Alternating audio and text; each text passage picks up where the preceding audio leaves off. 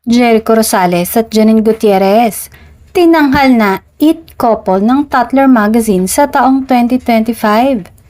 Dahil viral nga ang naging pag-amin ni Jericho ng relasyon nila ni Janine, ay madaming tanong ang Tatler tungkol sa buhay pag-ibig ng dalawa.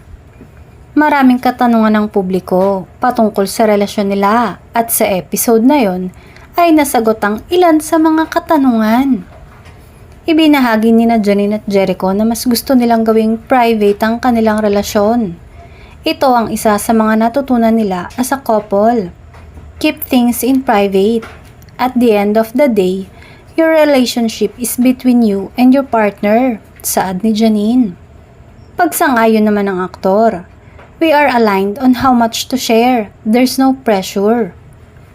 Isa pa sa dahilan ng pagiging compatible nila ay parehas nilang na-enjoy ang quality time kahit pa ang pinakasimpleng moment. Watching TV, cooking, working together, he's always fully present.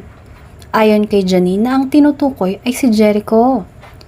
We are sharing new experiences like traveling.